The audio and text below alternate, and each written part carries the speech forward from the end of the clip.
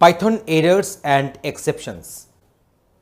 When writing a program and executing it, we often encounter errors. An error caused by not following the proper structure or the syntax of the language is called the syntax error or the parsing error. So, whenever we are writing one code and if the code is not properly written in the respective syntax as provided by Python, then obviously we are getting some syntax error. What is the meaning of the term syntax? Syntax means grammar. So, the grammar which you are supposed to follow to write the statements in our Python programming, if you do not follow that one, then syntax error may take place. So, sometimes during runtime some other errors may take place and they can be also called as a semantic errors. So, syntax errors, semantic errors are there. So, while writing our programs in any programming languages, these sort of errors may come into the play. So, example, if we miss this colon in the if statement, then the if imports are not proper, etc. So, example, if we miss colon in the if statement, then such error may take place, or if the imports are not proper, then the errors may take place. Now, these are the errors. Now, what are the exceptions? So, exceptions are being raised whenever you are having erroneous conditions. So, now let us discuss our Python exceptions. Here we are having some Python built-in exceptions. So, just consider this exception and cause of error.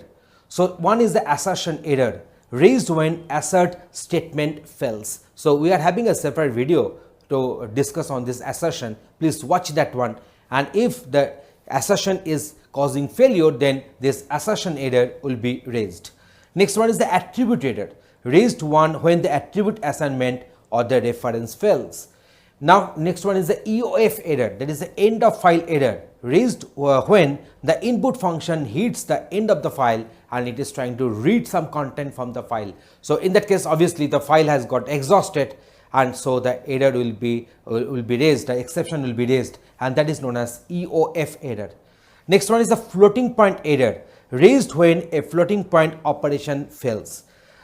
Generator exit, so raised when a generator's closed method is called. So, that is the generator exit.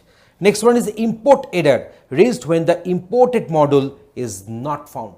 Let us suppose we are trying to import NumPy module, but the NumPy module is not present, then obviously the import error will come into the play.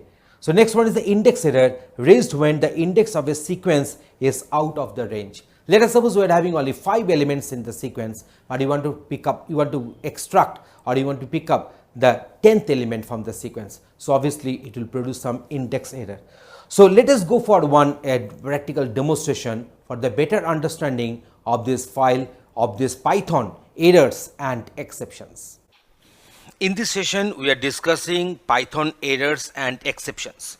Under the try block, we have written a is equal to one string here, and we are trying to convert this string to the integer, and the assigned value will be assigned onto the variable b.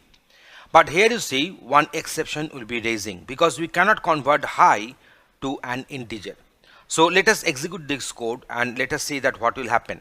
Here you see this particular try block has got followed by the except block. So, this except block will be initiated whenever we are having some error, within the try block. So, what has happened, you see, whenever you are trying to convert this a to the integer, it has produced one error, and that is why the control has come directly to this exception block. So, here this exception block will be denoted by except and colon will be there. If I write here one statement,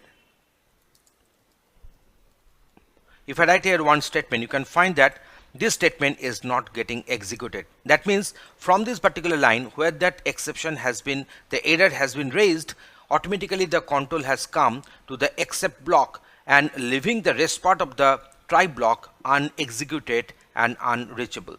But if I convert this one as 100, if I write this one as 100, you can find that I am here is getting printed. That means the full try block has got executed, but exception block, the except block has got not executed here, because there is no exception to convert 100, which is in the form of string, to integer and assign it to b.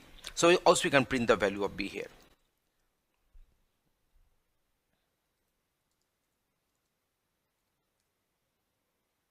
you can find that the b is equal to 100 is getting printed. So in this way we have shown you that how this try and except blocks are working here.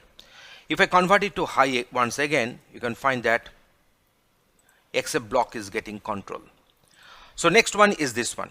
So catching specific exception. So here a is equal to 5 and b is equal to 0, and we are trying to do a by b. So as b is equal to 0 here, so a by b will produce one exception. Here this particular error we have given the name, that is the 0 division error. So division by 0 is not possible, that is the message to be printed here.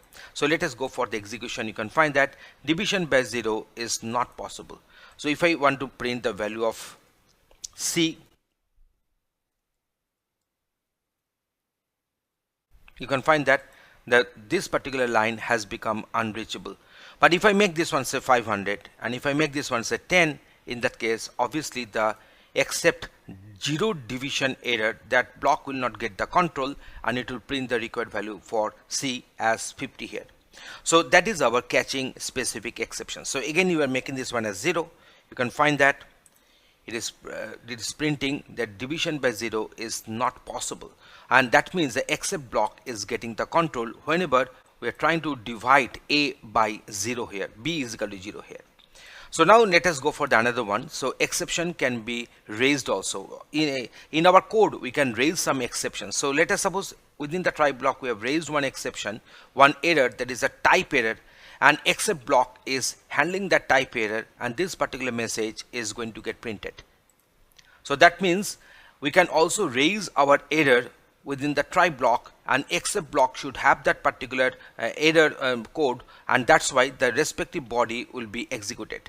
So here you see we are having this type error. Instead of this type error, if we keep only this except, then also the code will produce this one. Otherwise you can mention except type error, then also the control will be coming to this block and type error exception caught, that message will get printed.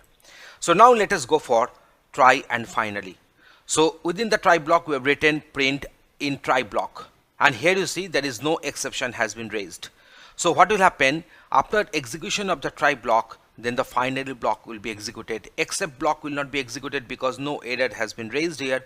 So what will happen, the try block will get executed and the finally block will get executed. So let us go for the execution.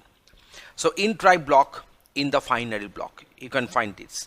But if you raise one error, using this code, that is raise type error, then what will happen, the try block will be executed. That means this particular code will be printed, this particular statement or string will get printed, and then this raise type error, so control will come to this except and see what happens. You can find that in try block, in except block, in the finally block. That means finally block will be executed in spite of the fact whether any error has occurred within the try block or not. So that means finally block is that very block which is supposed to get executed always, irrespective of the fact whether any error has occurred within the try block or not. Let us suppose within the try block we are opening one data file. How to open one data file, how to perform the read and write operations, we have discussed that one in the previous videos. So let us suppose we are opening one data file. The data file will be open within the try block, and we are trying to read or write from the data file. Let us suppose there is some error has occurred while reading the data file. Some portion of the data file has fallen on the bad sector of the hard disk. In that case what will happen, some IO error will take place. So in that case what will happen, the exception will be raised and control will come to the except block. But in the finally block we will be keeping always the F close. That means the closing of the file, that very method will be called from the finally block. So what will happen, whenever some error has occurred within the try block, then except block will get the control and ultimately the file will be closed. But while performing the reading or writing operation from the data file, which is there, the code has been written within the try block, if there is no error has occurred, then only also the finally block will get the control and the file will be closed accordingly. So that means those particular codes or statements which are supposed to get executed irrespective of the fact whether errors are occurring or not, they must be written under the finally block. So in this way, in this particular demonstration, we have given you the idea what is the purpose of try block, except block and the finally block. Thanks for watching this video.